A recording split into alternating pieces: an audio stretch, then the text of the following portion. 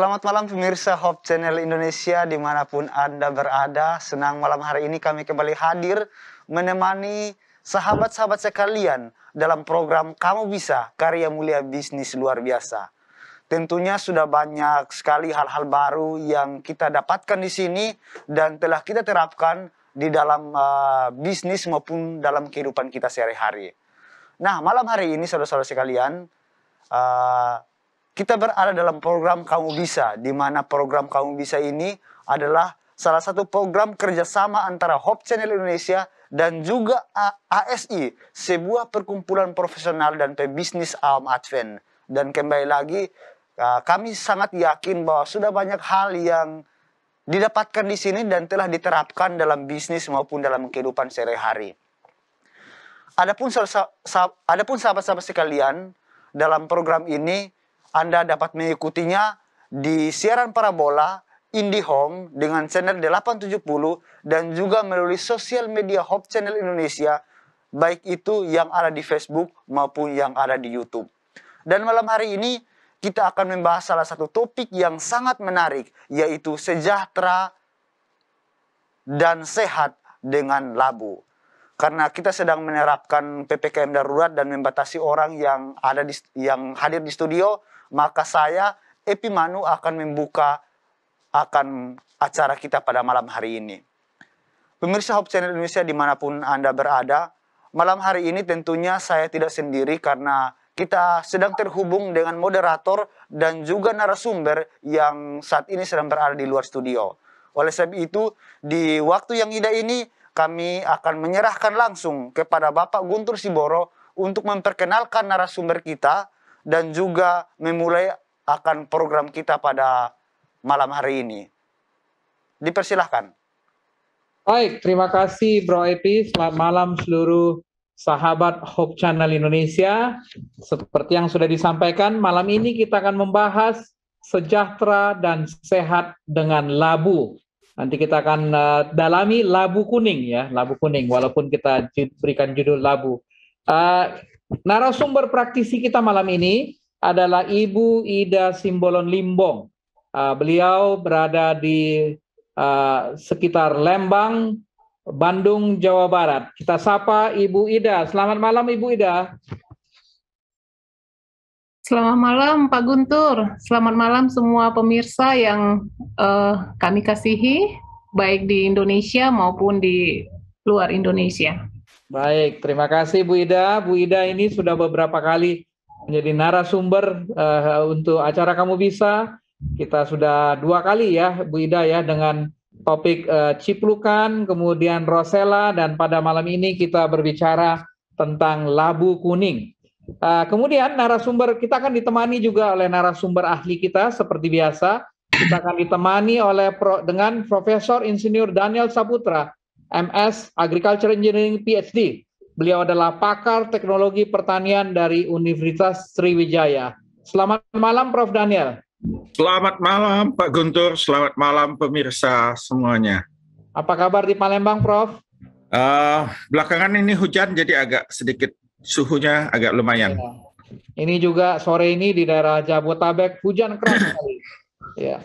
Baik, terima kasih Prof. Daniel bisa bergabung dengan kita. Kemudian kita akan ditemani juga narasumber ahli kita, seorang pakar proteksi tanaman, Dr. Insinyur Johana Taribuka MP. Beliau adalah dosen pakar proteksi tanaman dari Universitas Patimura. Selamat malam Dr. Johana. Selamat malam Pak Guntur, selamat malam pemirsa. Baik, sudah jam 9 malam ya di Ambon ya. Ya, benar sekali Pak.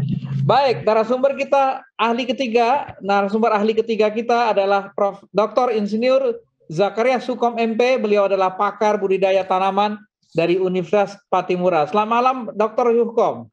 Selamat malam, Pak Siboro. Selamat malam, Dr. Hukom. Aman ya? Aman, baik. Baik. Itu hanya. Ya, hari ini diperpanjang lagi lockdown, PPKM level 3, level 4. Ya, baik. Semoga kita semua sehat. Baik, kita malam ini akan membahas tentang labu kuning. Orang Jawa bilang waluh ya namanya ya. Labu kuning ini nama Latinnya Cucurbita mostacha ya, mostacha. Baik, sebelum kita akan berdiskusi, kita akan lihat dulu video aktivitas dari Ibu Ida dari kampus Universitas Advent Indonesia. Membudidayakan labu sangat mudah dan menyenangkan karena labu sangat beragam bentuk dan warnanya ya, pasti sangat menarik perhatian untuk membudidayakannya atau menanamnya sendiri di halaman rumah kita. Pilih bibit labu yang baik dan masih baru ya supaya pertumbuhannya bagus. Bibit labu bisa langsung ditanam di tanah. Dalam waktu 5-10 hari dia akan bertumbuh dengan baik asal tanahnya subur. Dalam waktu 60 hari tanaman labu sudah mulai berbunga dan berbuah. Dalam waktu 90 hari tanaman labu sudah bisa dipanen. Untuk kali ini dalam satu area saya menanam labu dengan 4 macam ya. Ada labu kuning biasa, ada juga butternut. Selain itu bentuknya ada yang bulat dan ada yang lonjong. Ini yang masih muda ya, belum siap dipanen. Kurang lebih 90 hari labu sudah siap dipanen. Oke. Panen labu. Berat.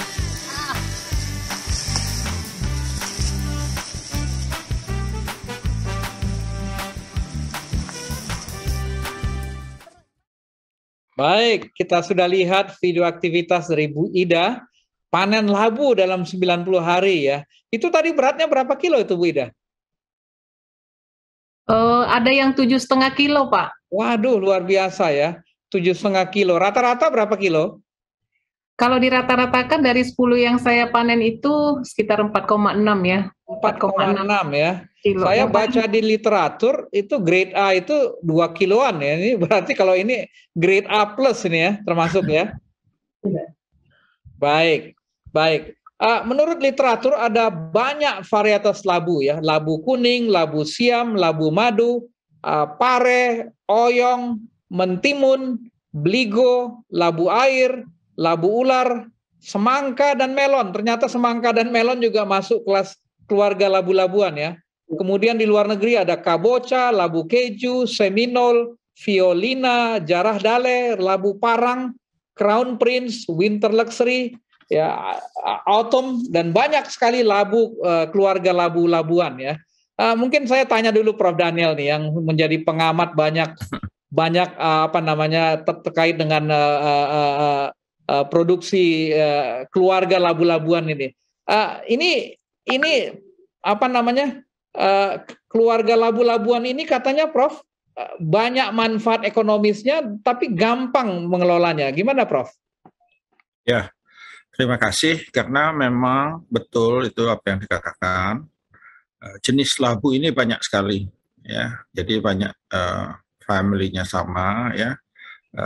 Hanya jenisnya itu spesiesnya berbeda-beda ya. Dulu labu itu merupakan banyak ditanam oleh petani Indonesia, khususnya karena digunakan untuk pada masa paceklik. Ya. Tetapi dengan perjalanan waktu, labu-labuan mulai ditinggalkan. Tetapi belakangan ini kembali lagi diminati oleh konsumen, ya, khususnya karena manfaat labu bagi kesehatan ini mulai disadari. Jadi orang kembali back to nature, kembali akan memakan labu-labuan karena dia tinggi karbohidrat kompleks ya, jadi banyak seratnya. Jadi orang yang diabetes kalau makan labu itu gula jadi slow release, lambat ininya ya. Dan juga banyak mengandung vitamin, antioksidan ya. khususnya kalau labu kuning, karoteinnya tinggi, ya, hanya saja mesti hati-hati, jangan ekstrim karena bisa berpengaruh terhadap kulit ya kalau karoteinnya terlampau banyak. Ya. Dan harganya juga sudah mulai lumayan di supermarket saya perhatikan sudah mulai banyak ya peminatnya, dan juga sekarang itu kenapa grade A tadi dikatakan 2 kilo karena sekarang keluarga kita mulai mengecil. Ya, kalau dulu memang diinginkan besar, ya besar karena keluarganya besar. Tapi kalau sekarang keluarga kecil dan juga yang lebih diutamakan itu adalah labu yang zat aktifnya ya, zat aktif artinya yang memberi manfaat kesehatan lebih banyak, itu yang dikejar ya. Jadi kadang-kadang labu itu besar tapi zat aktifnya tidak banyak, hanya mengenyangkan tapi tidak memberikan zat aktif. Padahal sekarang kita inginnya makanan kita itu sekaligus sebagai meningkatkan daya tahan tubuh, ya, mencegah penuaan dini, memperlambat penuaan dini, dan juga untuk kesehatan lainnya, ya. Dan oleh karena itu banyak sekarang dikembangkan labu-labuan yang relatif kecil bentuknya ya, tetapi mengandung bahan aktif yang banyak. Dan nanti mungkin Pak Hukom bisa menambahkan bagaimana kita dalam menanam ini membudidayakan sedemikian rupa sehingga bahan aktif yang dibutuhkan oleh tubuh pada labu khususnya itu bisa menjadi optimum, ya. Ya, mungkin itu sekilas yang bisa saya sampaikan dulu. Baik, terima kasih Prof. Penjelasan yang begitu lengkap mengenai latar belakang labu ini ya. Jadi cocok lah ya, topik kita hari ini sejahtera dan sehat ya dengan labu. Selain mensejahterakan juga menyehatkan ya.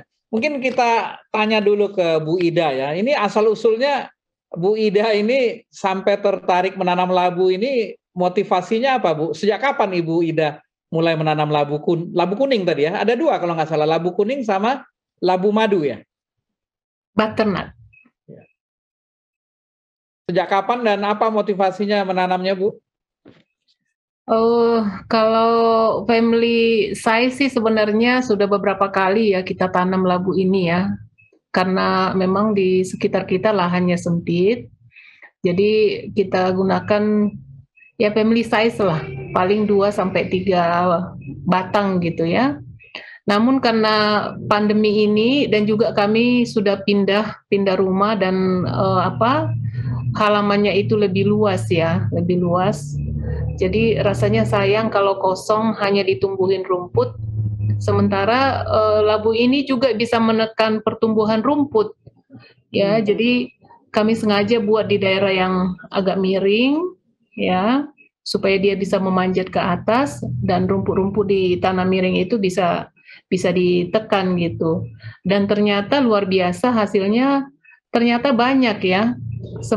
Sebenarnya seperti yang dikatakan oleh Prof. Daniel tadi, saya beli bibitnya itu dari Gria juga ya. Itu ada butternut itu namanya, memang ukurannya kecil. Benar sekali itu yang dikatakan Prof. Daniel itu. Memang di supermarket itu dijualnya yang kecil-kecil, bukan yang besar ya. Namun saya juga kaget kenapa dibelinya kecil tapi hasilnya jadi besar. Ya buat saya sih itu berkat Tuhan aja ya, berkat Tuhan ya. Kok ukuran kecil bisa jadi besar, itu suatu berkat. Jadi memang pandemi inilah salah satu motivasi yang membuat kita menanam labu ini lebih banyak. Baik, jadi mungkin buat Bu Ida ini boleh dikatakan kelas rumah tangga ya Bu ya. Tapi sebenarnya ini bisa mensejahterakan, bisa dibudidayakan menjadi usaha sebenarnya. Ini kan tanaman yang tadi Ibu Ida katakan 90 hari ya sudah bisa dipanen. Itu pun ada yang bilang untuk sayuran sebenarnya 75 hari sudah bisa ya Bu ya dipanen ya. Jadi memang ini cepat sekali. Tanaman ini katanya daya adaptasinya tinggi, kemudian tidak memerlukan perawatan khusus ya, begitu Bu Ida ya. Ini apa yang Ibu Ida lakukan setelah ditanam? Apakah ada perawatan khusus atau seperti apa? karena memang kita profesinya nggak khusus bertani ya Pak ya, tapi memang seperti yang tadi kita jelaskan, hasilnya itu luar biasa. Jadi itu luasnya itu paling hanya sekitar 3 kali 11 meter ya, 3 kali 11 meter itu, tapi hasilnya banyak sekali. Jadi ini yang saya panen ini baru sepertiga ya, masih ada sekitar 20 lagi yang ada di kebun itu, dan mudah-mudahan masih ada bunga-bunga berikutnya ya yang bisa bertambah gitu. Jadi luar biasa sebenarnya. Baik. Bu Ida ini kan di Lembang ya, ini ketinggian 1000 ya kalau nggak salah Lembang ya? Iya, sekitar segitu. 1000 ya? Iya. Namun katanya labu ini bisa ditanam di berbagai ketinggian ya. Mungkin Dr. Hukom boleh sampaikan syarat tumbuh untuk tanaman labu, khususnya labu kuning? Ya, baik Pak Siboro. Jadi memang labu kuning ini memiliki daya adaptasi yang cukup luas. Jadi ada informasi yang mengatakan bahwa dia bisa adaptasi tumbuh sampai dengan ketinggian 3.000 meter dari permukaan laut. Namun rata-rata untuk pertumbuhan idealnya itu dari 0 meter sampai dengan 1.500 meter dari permukaan laut. Namun ada hasil-hasil penelitian yang juga mencoba untuk melakukan karakterisasi daripada jenis labu kuning ini. Ternyata untuk pertumbuhan yang baik, mendapatkan buah yang optimal dengan kandungan biokimia buah yang baik untuk kesehatan, itu berkisar antara 0 sampai dengan 600 meter. Itu paling banyaknya berkisar antara 400 sampai 600 meter. Itu optimal hasilnya. Kemudian dia bisa tumbuh di tanah apa saja, termasuk juga bisa dikembangkan di lahan gambut dengan pH-nya sekitar 5,5 sampai 6,5. Tetapi yang idealnya dia memang membutuhkan jenis tanah yang bertekstur lempung agak berpasir. Itu yang memang sangat dibutuhkan. Kemudian untuk persyaratan sinar matahari itu harus memang penuh full, karena memang dia tanaman yang harus melakukan fotosintesis full sehingga menghasilkan karbohidrat, kemudian juga protein dan lemak, dan beberapa kandungan biokimia yang bersifat antioksidan tadi. Jadi itu sangat membutuhkan sinar matahari yang full. Kemudian curah hujan itu yang dibutuhkan antara 700 sampai 1000 mm per tahun, dengan kondisi curah hujan per bulan itu sekitar 20 sampai 35 mm per bulan. Berarti dia berada pada kondisi iklim yang tidak terlalu basah, jadi menghendaki iklim yang agak sedikit kering. Jadi itu yang merupakan satu persyaratan yang dibutuhkan oleh tanaman labu kuning ini. Kelembaban yang memang dibutuhkan itu berkisar 65% ya, 65%. Ya, memang itu saya pikir yang merupakan persyaratan utama, Pak. Baik, terima kasih Dr. Hukom. Jadi memang kelihatannya memang adaptasinya tinggi ya. Ya, berarti kalau saya di Jabotabek ini yang agak panas dan tanahnya kurang baik, bisa ya Dr. Hukom ya, tanam labu juga ya?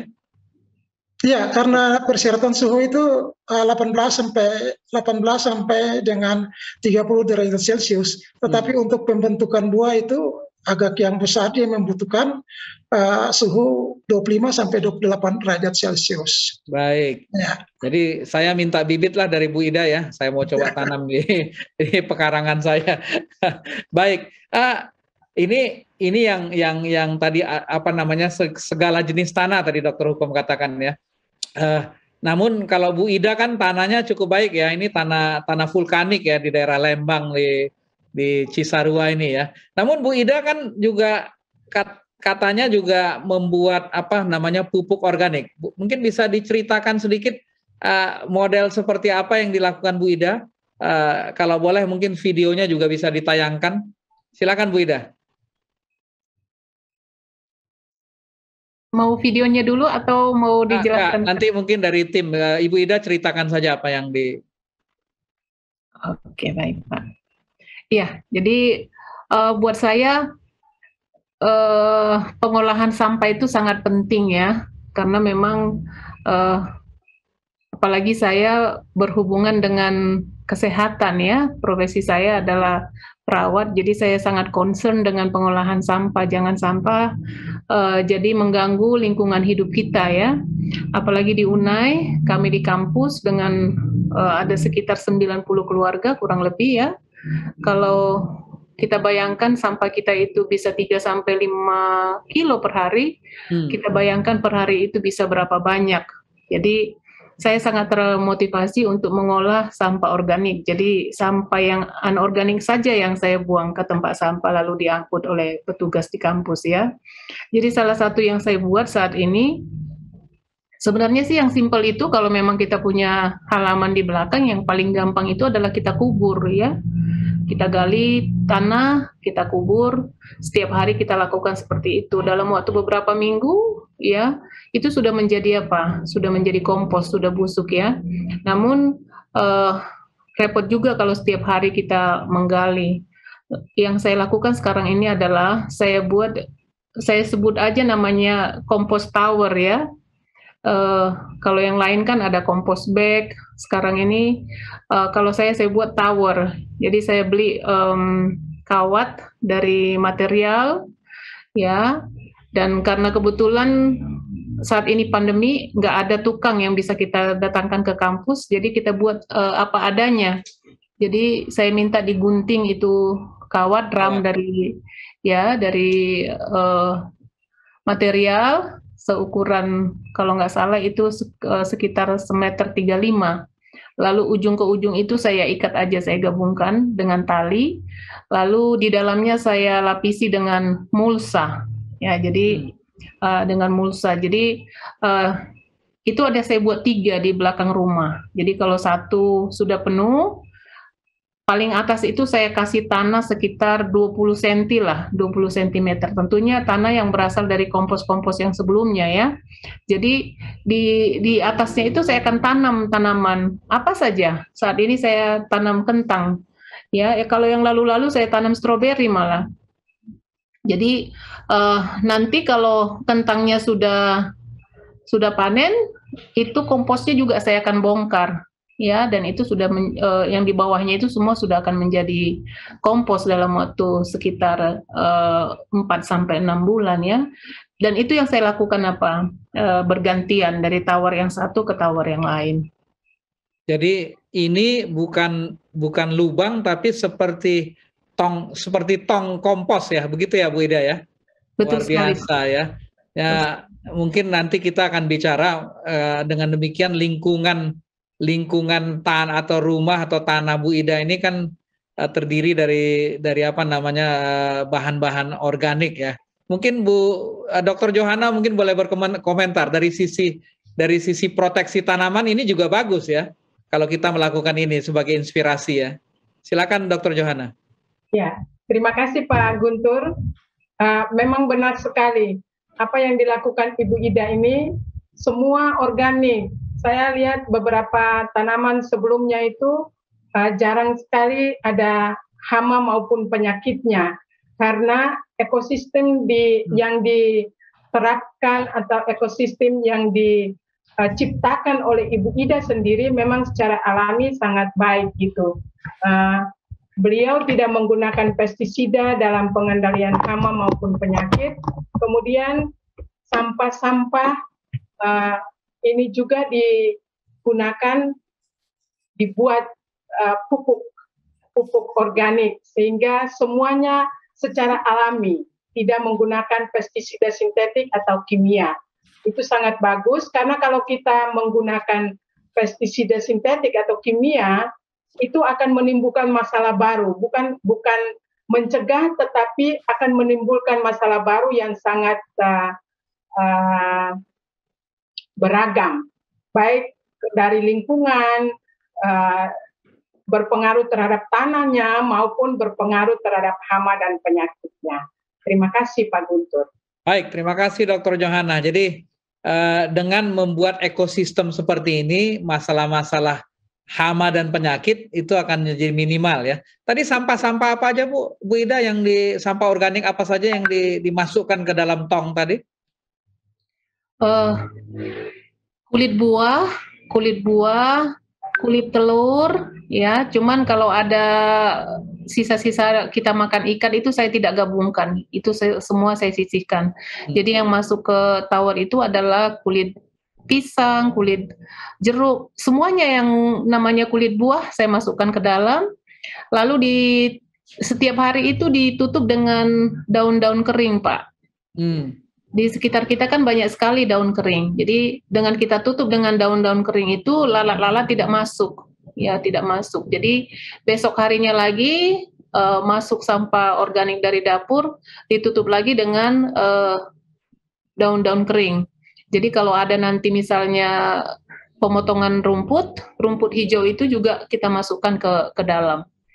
Begitu, Pak. Baik, jadi kira-kira satu tower ini sampah berapa hari lah nih, Bu?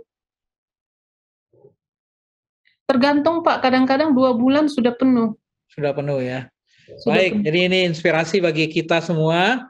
Ya, kita melestarikan lingkungan hidup dan mendapatkan benefit ya, keuntungan dengan ini dipakai untuk tanaman. Baik, terima kasih Bu Ida. Kita kembali kepada labu kuning tadi ya. Ini bibitnya Ibu Ida dapatkan dari mana? Dari supermarket, toko tani, Pak. Ya? Iya, sebagian dari supermarket, sebagian dari toko tani. Boleh diceritakan bagaimana pembibitan dan penyemaiannya biasanya Bu Ida lakukan? Mudah sekali sih sebenarnya ya Pak. Yang penting itu bibitnya sudah kering, kita langsung siapkan lahannya. Memang lahan itu harus kita siapkan terlebih dahulu ya, dibersihkan dari rumput-rumput ya, terutama tempat penanamannya ya. Untuk memanjatnya kita nggak terlalu bersihkan karena kalau labunya lebat maka rumput-rumput yang ada di situ akan tertekan dan kalah dengan pohon atau tanaman labu ini ya. Jadi hanya untuk tempat menanamnya saja yang harus kita gemburkan ya. Jadi kita siapkan itu kompos, kita gali dulu itu lubangnya, kita masukkan kompos banyak ya. Lalu setelah itu kita biarkan beberapa hari supaya kering dan bersih dari kuman-kuman kalau ada yang bisa mati oleh matahari. Lalu kita langsung aja tanamkan itu biji labu. Ya, kadang kita bisa buat 3 sampai 5 kita tanamkan di satu lubang itu. Tapi nanti kalau sudah tumbuh, kita lihat mana yang paling sehat. Ya, mana yang paling sehat. Kalau dia kurang bertumbuh atau kerdil, itu kita buang. 1 sampai 2 batang itu kita buang. Jadi yang tinggal itu 2 batang yang sehat seperti itu. Baik, terima kasih penjelasannya Bu Ida. Pemirsa, jika Anda memiliki pertanyaan terkait dengan topik kita malam ini, sejahtera dan sehat dengan labu kuning khususnya, silakan sampaikan melalui call center Hope Channel Indonesia, melalui chat di YouTube Live maupun Facebook Live, bahkan melalui aplikasi Hope Channel Indonesia. Sebelum kita lanjut, kita lihat dulu yang satu ini.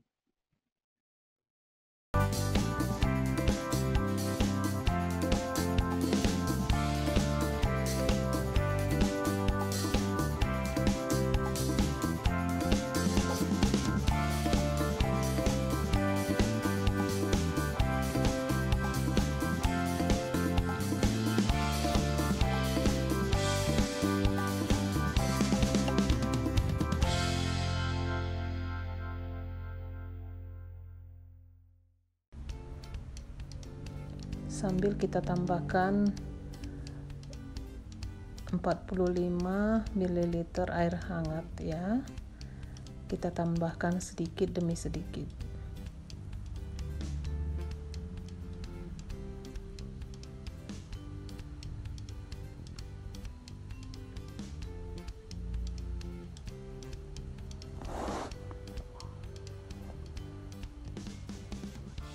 Kalau sudah hampir kalis, kita tambahkan sedikit garam secukupnya saja dan kita tambahkan 100 gram mentega.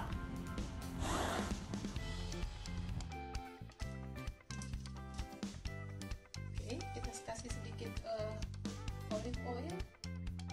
Boleh di tangan saja, dioles cukup. Ya. Kita oleskan juga di wadah ini karena akan kita simpan.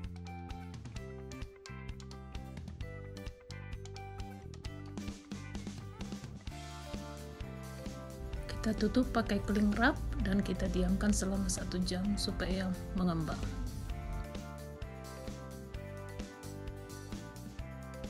Adonan tadi siap kita bentuk untuk donat.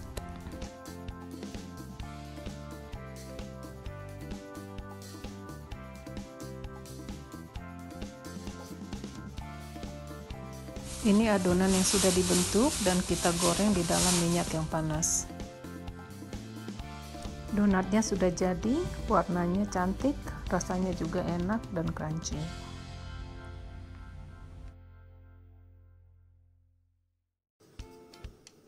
Membuat sup labu sangat mudah, ya. Kita tumis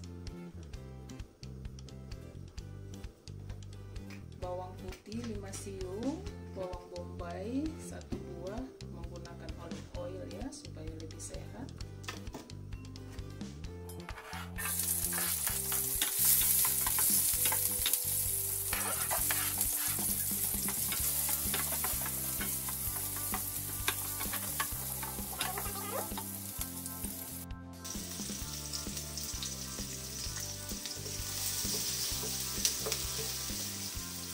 Setelah harum, kita masukkan labu yang kita sudah potong-potong ya.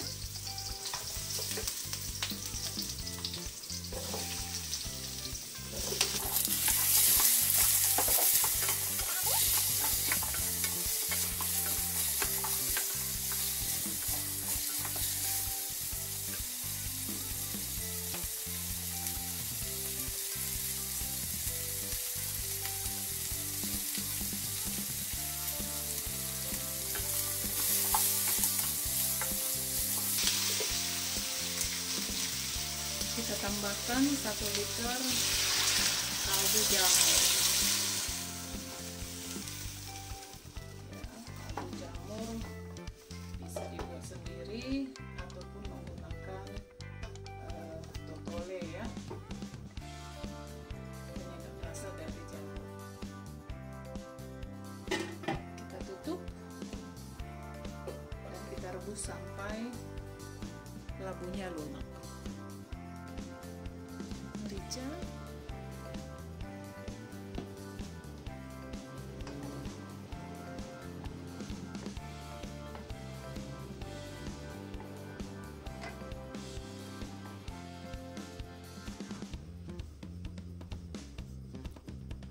kita hangatkan kembali supnya.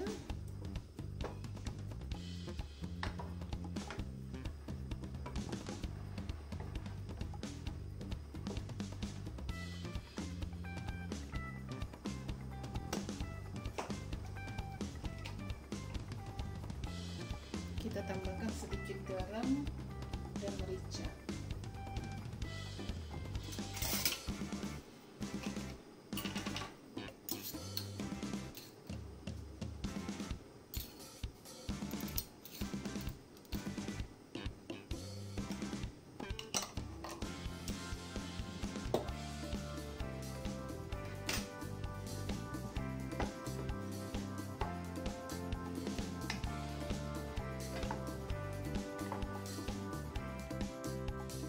Kalau sudah dihaluskan, kita kembalikan ke dalam panci kembali.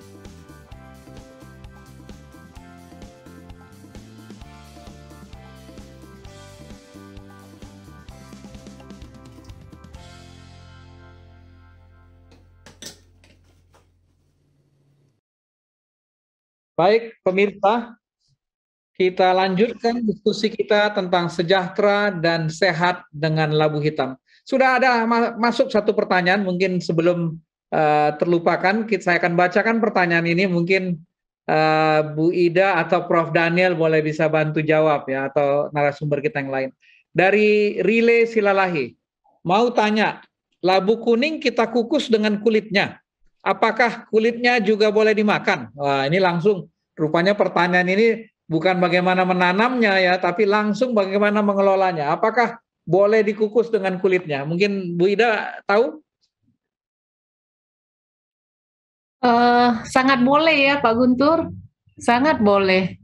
Ya, kalau kita kukus dengan kulitnya, kita juga mengurangi perjuangan untuk mengupasnya. Karena salah satu yang paling sulit mengolah labu adalah memotong dan mengupas. Karena kulitnya keras ya, dan itulah yang membuat labu itu ternyata bertahan lama, bisa sampai 12 bulan ya kalau dari literatur yang saya baca. Jadi kalau pertanyaannya, boleh nggak dikukus dengan kulitnya? Sangat boleh. Saat kita kukus itu dengan kulitnya, ternyata kulitnya itu juga akan menjadi lunak ya. Kami sering makan itu apa? Labu yang dikukus kita makan dengan kulitnya. Tidak apa-apa. Malah sehat. Mungkin Prof. Daniel mau menambahkan apa kulitnya, apa di situ beta karotennya atau seperti apa, Prof? Baik, pada umumnya kulit adalah serat, gitu ya. Jadi satu hal juga di labu, dietary diet ya, serat sehatnya itu juga banyak. Dan kita juga perlu serat kasar. Jadi di kulitnya itu banyak serat kasar yang juga diperlukan oleh tubuh, begitu. Dan tadi sudah disampaikan oleh Bida, memang betul kalau direbus kulitnya jadi lembut, ya bisa dimakan. Dulu saya di rumah kami sering kami masak ini dikolak ya dengan kulit-kulitnya. Ibu saya selalu motongnya dengan kulit, tidak pernah dilepas ya. Dan kita semua makan jadi lembut ya, lembut. Jadi tapi memang mesti direbus agak lama, ya agak lama. Dan itu memang enak kalau sudah ini. Tapi kalau mau digoreng atau apa, itu perlu dikupas ya, karena waktu digoreng dia belum bisa lembut ya. Kalau direbuskan atau dikukus dia bisa lama, kulitnya lebih lembut ya. Jadi silakan Bu ya untuk dimakan kulit-kulitnya ya. Bahkan itu bisa menambahkan serat ya yang dibutuhkan oleh tubuh. Baik, Dr. Johanna juga suka labu ya. Mungkin ada tambahan dari Dr. Johanna. Ya, malam ini saya dinernya sama labu, Pak. Oh, makan labu. Ya, kalau saya baca kulitnya itu bisa dijadikan masker juga. Saya belum pernah maskeran sama kulit labu, tapi itu ada manfaatnya juga untuk jadi masker untuk wajah. Ya. Baik, memang nilai ekonomis dari labu ini luar biasa, Prof. Daniel ya. Kulit isi dagingnya, kulitnya, sayurannya, bunganya ya. Jadi semuanya daunnya ya. Bijinya ya. Labu. Jadi memang semuanya bisa diolah. Nanti kita bahas karena Bu Ida juga suka mengolahnya ya. Baik, kita kembali ke penanaman tadi. Mungkin Dr. Hukom bisa menambahkan, kalau tadi kan Bu Ida menerangkan memang dalam lahan yang sempit ya. Kalau mau jadi budidaya, kira-kira apa yang bisa dilakukan Dr. Hukom supaya labu ini jadi budidaya? Katakanlah kalau saya punya 1 hektar atau 2 hektar, kira-kira apa yang perlu dilakukan? Ya, baik Pak Suboro. Jadi teknik budidaya labu ini kita tidak terlalu sulit karena sama saja dengan teknik budidaya jenis tanaman yang menjalar seperti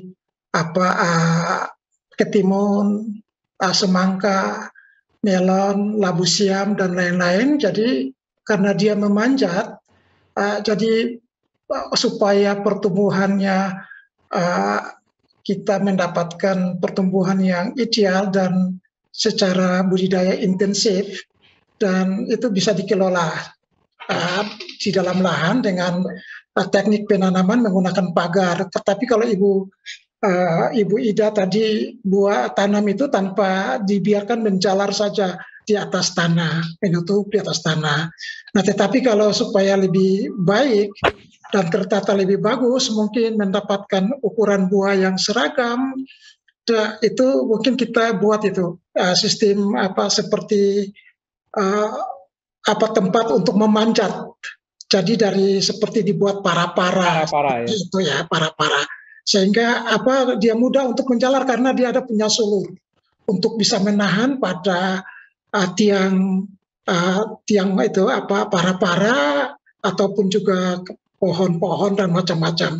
Itu dia bisa menjalar dan nanti bisa ditata bentuk tanaman sehingga tanaman itu tidak nanti terlalu rimbun, ada tunas-tunas yang saling tumpang tindih, dan itu nanti bisa menurunkan kualitas dari produktivitas sendiri maupun kualitas hasil, karena ada daun-daun dan cabang-cabang yang tidak produktif itu harus dikeluarkan, digunting, dipotong.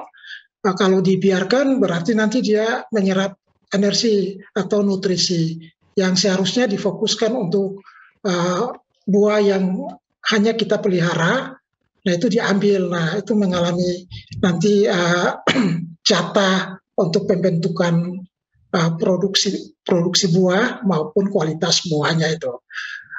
Untuk menyangkut dengan teknik menanamnya, saya pikir Ibu Ida tadi sudah terangkan sudah baik. Jadi cuma langsung tadi Ibu Ida langsung tanam pada lahan, tetapi juga kita bisa teknik dengan semai biji pada polybag atau kantong semai, kemudian nanti tanaman sudah tumbuh sehat 3-4 daun, nah kita bisa pindahkan ke lapangan. Hal ini bertujuan untuk kita menghemat biji. Jangan sampai biji itu kan juga harga mahal, benih itu juga harga mahal. Jadi kita efisien supaya nanti benar-benar tanaman yang bibit yang akan kita butuhkan betul-betul bisa hidup 100% di lapangan. Kalau Ibu Ida tadi pakai penjarangan, tapi karena produksi bijinya sendiri, jadi tidak ada masalah. Tapi kita lebih efisien dari segi biaya untuk lahan yang agak luas. Jadi nanti proses penanaman sama seperti itu, nanti kalau sudah 1 bulan, 2 bulan, kita mulai arahkan untuk menjalar ke sistem para-para itu, tempat memanjatnya itu. Sehingga semua bisa terkontrol secara baik, dan kalau pakai sistem para-para aman, tidak mudah diserang oleh hama seperti tikus atau binatang-binatang yang lain, dan tetap aman. Kemudian permukaan kulitnya mulus. Nah, apalagi kalau nanti mau makan dengan kulit-kulit, nah itu mulus kulitnya ya. Jadi ini adalah teknik budidayanya, Pak. Baik. Cara tanamnya yang baik ya. Jadi kalau untuk budidaya bisa pakai bedeng ya, Pak Dr. Hukom ya?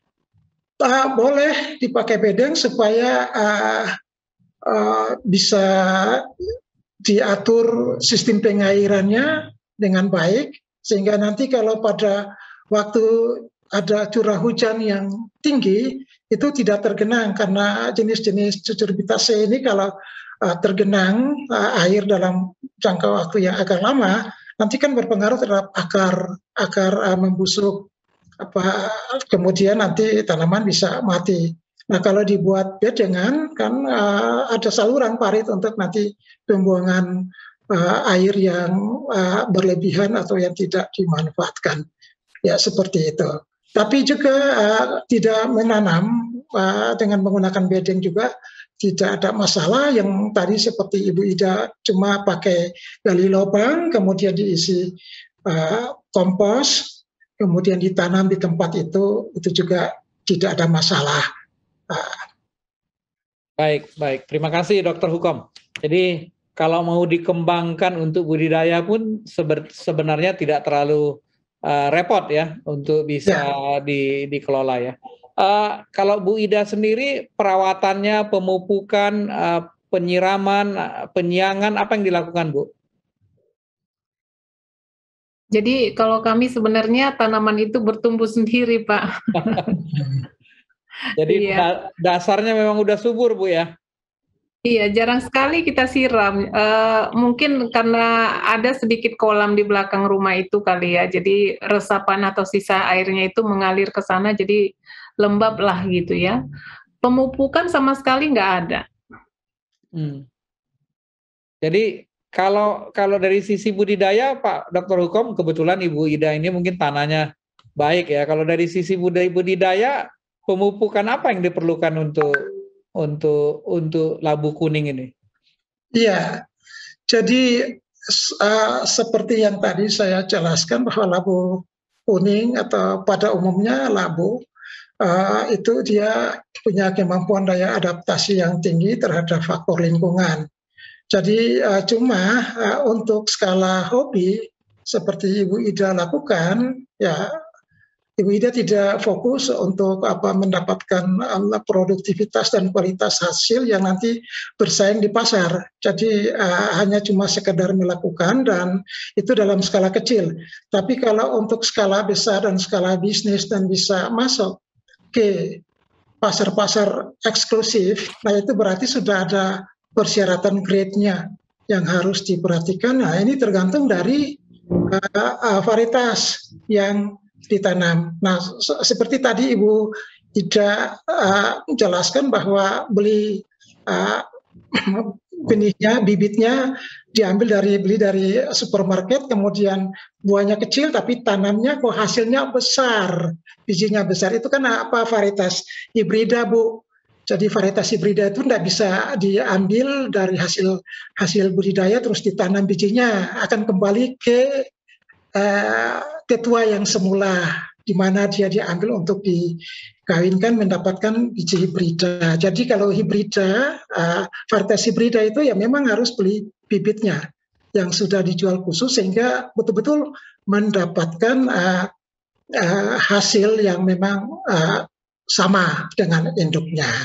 Nah itulah jadi salah satu yang Ibu Ida pakai itu adalah varietas hibrida. Jadi tidak bisa dipakai ulang lagi, harus dibeli baru. Kecuali kalau varietas-varietas lokal masih bisa. Untuk teknik budidayanya, untuk pemupukannya ya mesti sama seperti semua jenis tanaman. Apalagi labu ini kan dia mengandung banyak zat-zat yang bermanfaat untuk kesehatan. Dalam hal ini adalah senyawa-senyawa bioaktif yang mengandung antioksidan yang cukup tinggi. Jadi kalau seandainya persoalan untuk tanaman itu bisa tumbuh, berkembang, dan menghasilkan buah, tetapi apakah dia memang benar punya kandungannya yang memang bisa memenuhi persyaratan seperti dia punya sifat genetik aslinya. Nah itu yang perlu diketahui, karena kalau nanti kita mau mendapatkan buah yang betul-betul punya kandungan biokimia yang tadi disebutkan oleh Prof. Daniel itu secara baik, itu berarti ada persyaratan. Dia cuma bukan saja makan nutrisi NPK saja, tetapi dia harus memenuhi kebutuhan nutrisi yang lengkap bagi satu tanaman untuk menyelesaikan siklus hidupnya. Kalau tidak ada, memang dia bisa menyelesaikan siklus hidupnya, tetapi tidak sempurna. Kemudian nutrisi-nutrisi yang tersedia bagi tanaman itu kan harus terlibat dalam sistem enzim.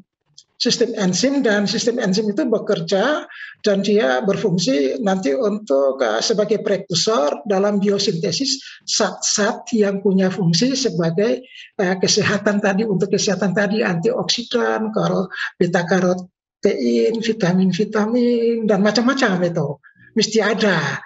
Kalau memang tidak ada, memang itu tidak hadir, berarti kualitasnya rendah. Makanya untuk sistem budidaya untuk tujuan komersil, berarti kita harus memang benar-benar ketat dengan pemupukan. Jadi kita harus tahu tanah kita itu berapa nutrisi hara makro dan mikronya, kemudian yang tadi Ibu Ida sudah buat di dalam kompos, itu berapa kandungan hara makro mikronya.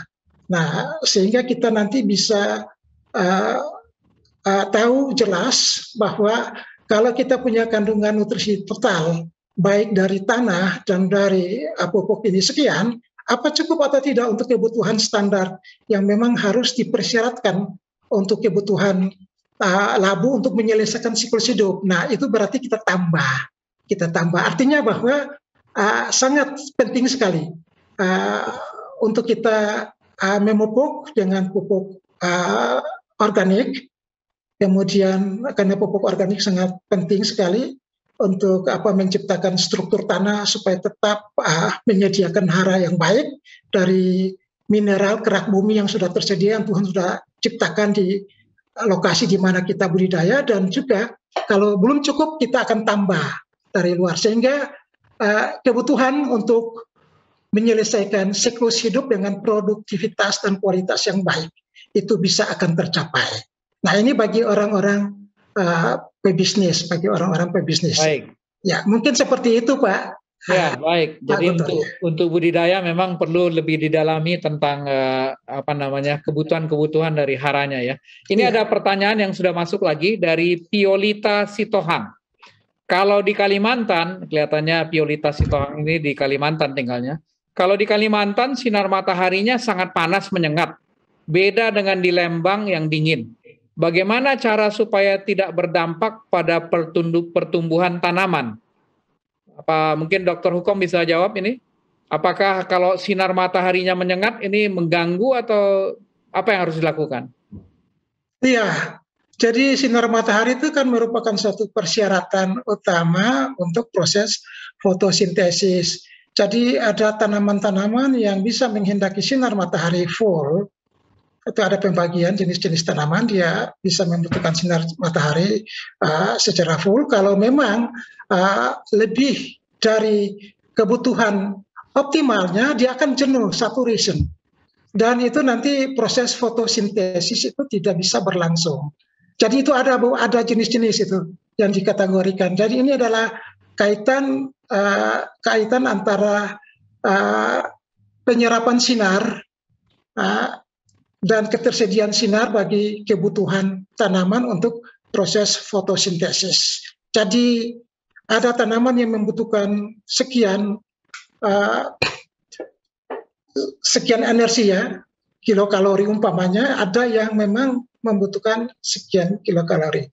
Jadi kalau tanaman-tanaman yang memang membutuhkan sinar yang tidak banyak, itu berarti harus pakai naungan. Sistem naungan. Tetapi kalau tanaman-tanaman yang memang punya kemampuan menyerap tanaman yang sinar matahari yang banyak, nah itu mekanisme secara morfologi itu sudah tercover oleh tanaman itu untuk bagaimana dia bisa menyerap sinar matahari secara cukup dan dia bisa mengolahnya untuk keperluan pertumbuhan, perkembangan, sampai dengan produksi. Dan ada banyak jenis tanaman. Tapi kalau untuk tanaman labu ini kan dia membutuhkan sinar yang banyak. Dia full. Ya, seperti itu. Jadi kalau kebanyakan, terlalu banyak, mungkin bisa dikasih naungan ya. Ada satu pertanyaan lagi, ini kelihatannya banyak yang tertarik tentang labu ini. Dari Mansur Sitomorang. Malam Bu Ida dan para narasumber, apakah labu itu harus dikawinkan? Proses penyerbukan agar berbuah banyak. Terima kasih. Saya juga coba menanam labu di samping rumah. Pada saat buah sebesar bola pingpong, buah tersebut sebagian layu dan patah sendiri. Itu kenapa ya? Mungkin Dr. Hukom kembali kalau boleh. Iya, jadi itu memang masalah utama pada tanaman. Jadi ada gejala-gejala seperti itu, dan apa itu untuk penyerbukan. Tapi kalau untuk penyerbukan saya pikir tanaman labu ini dia menyerbuk secara alami oleh bantuan angin dan serangga. Itu sudah normal karena Ibu Ida juga tidak mengawinkan tanaman labu kan Bu? Tidak. Ya, Tidak, Pak, tidak. tapi karena tanaman labu ini adalah tanaman berumah satu dengan bunga tunggal, artinya bahwa bunga betina dan bunga jantan terpisah. Nah, itu berarti bahwa ada kemungkinan untuk petani bisa membantu mengawinkan mungkin lebih efektif lagi, sehingga tidak ada bunga yang tidak mendapatkan bunga betina yang tidak mendapatkan tepung sari. Jadi bisa membantu. Kasus yang ditanyakan tadi bisa kemungkinan karena nutrisi yang dibutuhkan untuk perkembangan ovarium atau perkembangan bakal buah dari bunga betina itu tidak cukup. Jadi ada hormon yang memang yang harus dibuat oleh hara makro dan hara mikro yang harus tersedia dalam tanah barangkali tidak cukup, sehingga terjadi kompetisi-kompetisi antara bunga-bunga betina yang berkembang. Makanya ada bunga betina yang harus dikorbankan untuk gugur. Lalu kalau seandainya kalau memang tidak ada sama sekali, pasti dia akan gugur dan tidak bisa berkembang. Karena ini sama saja dengan manusia. Manusia kan butuh juga nutrisi 4 sehat 5 sempurna. Kalau tidak mencukupi itu kan pertumbuhan tidak bagus, apalagi kalau porsi makanannya tidak cukup, orang kan akan rentan terhadap berbagai macam penyakit. Mungkin seperti itu, ya. Baik, jadi Pak Mansur, ini berarti memang ada kekurangan nutrisi ya, yang perlu diperhatikan. Baik, mungkin terkait dengan hama dan penyakit, apakah Bu Ida mengalami ada hama dan penyakit untuk labu kuning ini? Sejauh ini seperti yang dikatakan Pak Mansur itu ya Pak, setelah dia sebesar pimpong dia jatuh gitu. Namun yang saya amati, menurut pengalaman saya, memang matahari itu sangat penting. Ya, jadi kalau pohonnya atau batangnya itu terpapar dengan matahari yang lebih full lah ya kita katakan ya, memang di situ akan lebih banyak buahnya ya dibanding dengan yang teduh atau tertutup oleh pohon-pohon lain gitu ya. Dan salah satunya juga kalau terlalu banyak air. Ya, kalau terlalu banyak air itu yang juga menyebabkan apa? Menyebabkan busuk yang saya amati. Namun kalau penyakit sejauh ini saya kurang mengalami yang dikatakan hama atau apa, saya belum amati, Pak. Baik. Namun sebenarnya hama dan penyakit untuk labu ini banyak ya. Mungkin Dr. Johana boleh bisa mengomentari terkait dengan hama dan penyakit untuk labu. Terima kasih Pak Siboro. Memang pada tanaman labu ini banyak sekali hama dan penyakitnya, baik jamur maupun bakteri. Apa yang dikatakan Ibu Ida tadi, kalau di bagian yang teduh itu bisa terjadi pembusukan, berair. Nah itu salah satu gejalanya Bu, itu ada jamur. Kemudian yang kelihatan sekali pada daun labu itu ada warna putih Bu, itu embun bulu, itu biasanya pada permukaan labu, embun tepung itu biasanya pada permukaan labu, daun labu, tetapi ada juga di bawah daun labu.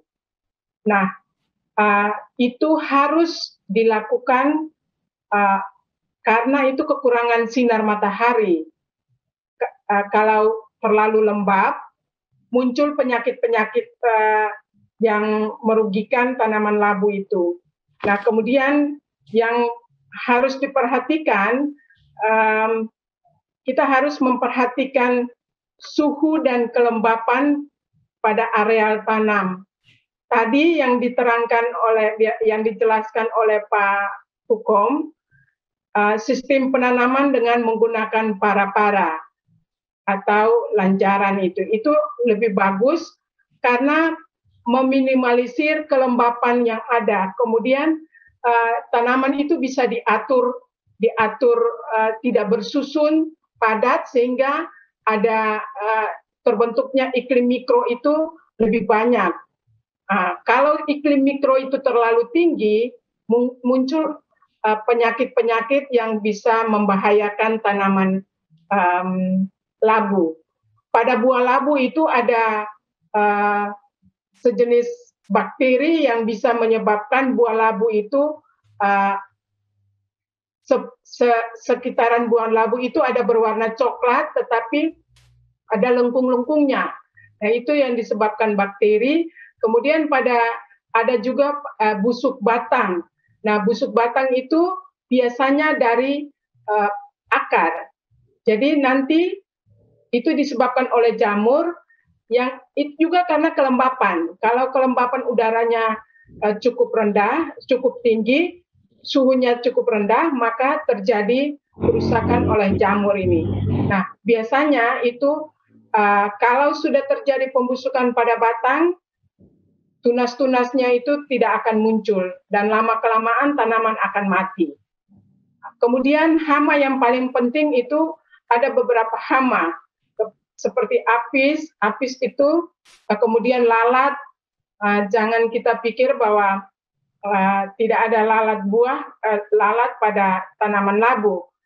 Bentuknya itu juga seperti lalat biasa, tetapi ukurannya sangat kecil, 7 mili saja. Itu ukuran telurnya juga sangat kecil, berwarna putih. Kita kadang-kadang tidak bisa deteksi. Untuk itu harus diatur suhu dan kelembapan. Makanya saya anjurkan kalau mau bertanam secara komersial harus menggunakan para-para sehingga kita mendapatkan hasil yang cukup baik. Terima kasih Pak Sibolo. Baik, terima kasih Dr. Johana. Jadi sebenarnya tantangannya juga lumayan ya, hama dan penyakitnya. Namun Bu Ida ini benar-benar ini ekosistem yang dibangun dan mungkin doanya ya Bu Ida sehingga tidak banyak tantangan dan bahkan hasilnya cukup baik ya. Mungkin kita tinggal 3-4 menit. Ini panen ya, panen ini tadi Bu Ida sudah menyampaikan cukup besar ya. Dan ini bisa diolah untuk banyak hal. Ibu Ida sudah olah untuk apa aja ini labu kuning ini? Kalau sehari-hari itu kita olah, kita kukus dan kita makan langsung ya Pak. Yeah. Lalu kita buat juga pumpkin soup ya.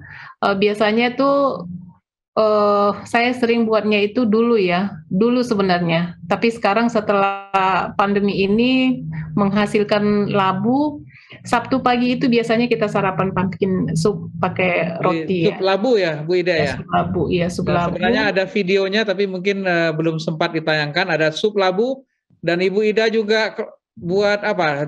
Donat labu ya? Donat labu, iya donat labu. Ya, videonya ada. Mungkin nanti kita posting di YouTube kalau belum sempat.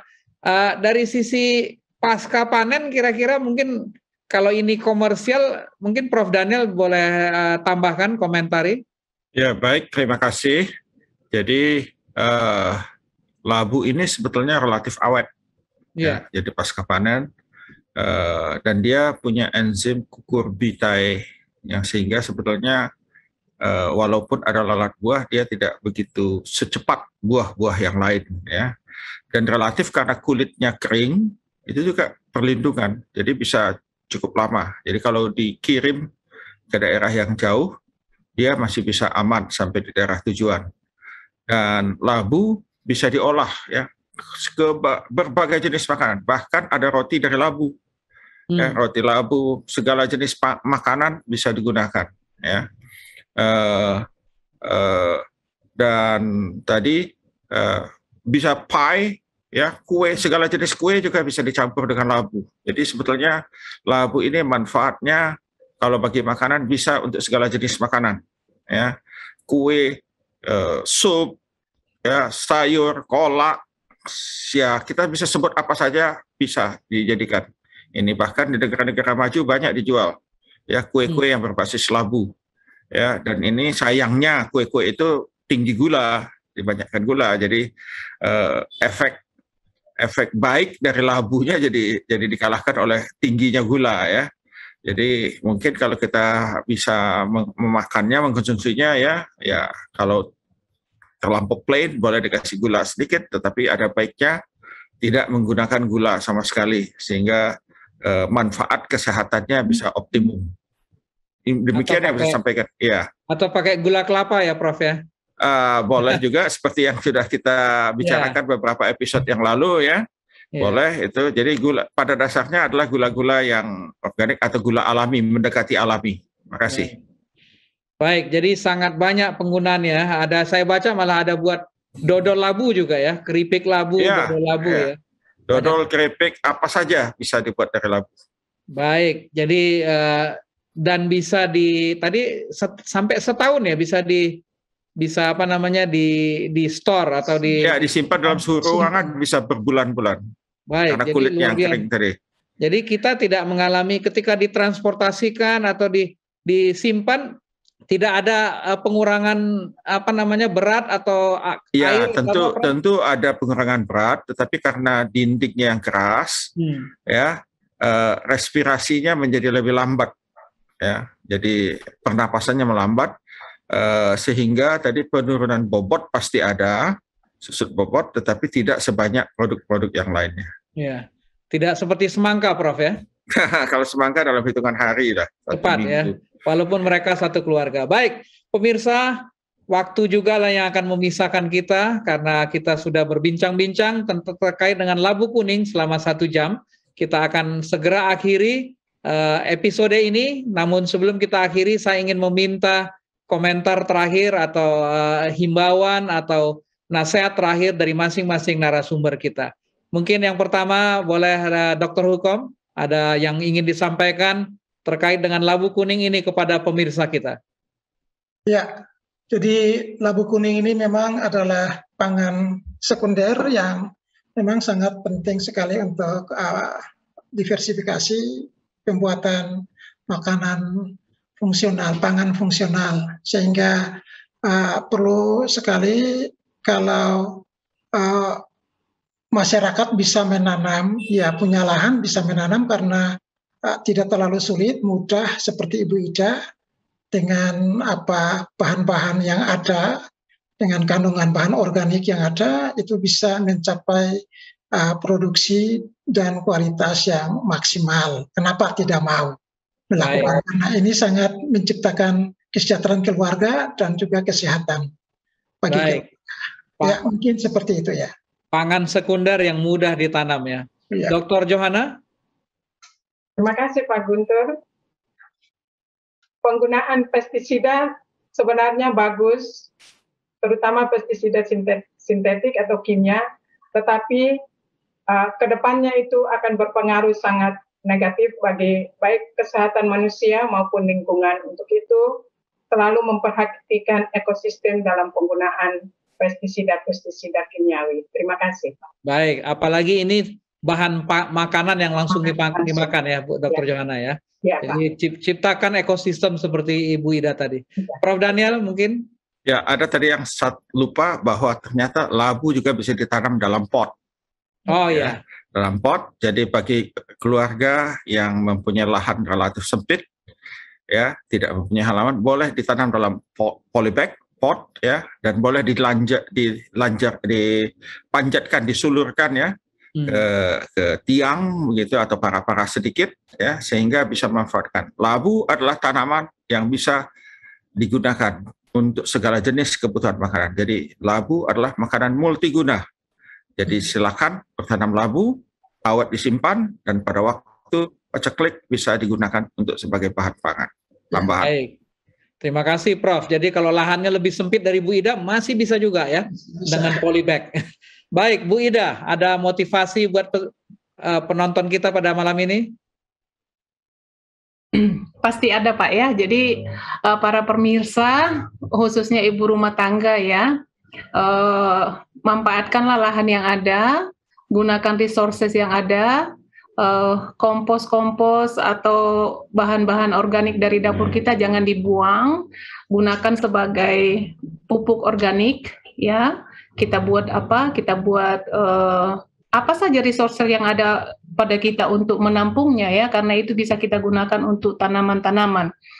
Sedikit saya sampaikan Pak Guntur, karena saya coba hitung-hitung tadi ya. Saya panen labu ini sekitar ada 42 kilo ya 42 kilo yang saya panen ini. Jadi kalau harga labu organik itu 60.000 per kilo, jadi saya sebenarnya secara ekonomi saya sudah menabung 2,4 seperti itu Juta, ya. ya. Dan ini bisa saya simpan lama gitu untuk apa? Untuk digunakan di dalam rumah tangga. Jadi gunakan resources kita yang ada untuk kebutuhan pangan kita sendiri. Baik, jadi labu adalah tabungan yang bisa ditabung lama ya. Baik pemirsa, kita sudah mengakhiri acara kita, episode kita yang ke-59 terkait dengan labu malam ini. Terima kasih kepada seluruh narasumber, khususnya Ibu Ida Simbolon Limbong yang sudah membagikan pengalaman beliau untuk menanam labu. Saya kembalikan kepada Bro Epi di studio. Terima kasih Bapak Guntur Siboro yang telah memimpin akan pembahasan kita pada malam hari ini. Dan juga terima kasih kepada moderator yang telah memberikan kita banyak wawasan yang baru untuk bagaimana kita sejahtera dan sehat dengan labu. Dan pada malam hari ini jangan lupa untuk terus menonton akan program-program yang ditayangkan oleh Hope Channel Indonesia. Karena di sana sahabat-sahabat sekalian akan mendapatkan bagaimana kasih Allah dalam menuntun kehidupan kita di setiap hari. Oleh sebab itu kami terus mengundang sahabat-sahabat sekalian, ajaklah sahabat, saudara, teman, kenalan untuk menerima pekabaran kasih karunia Allah melalui menonton Hope Channel Indonesia. Akhir kata, saya Epi Manu beserta kru yang bertugas pamit undur diri. Selamat malam, Tuhan Yesus memberkati.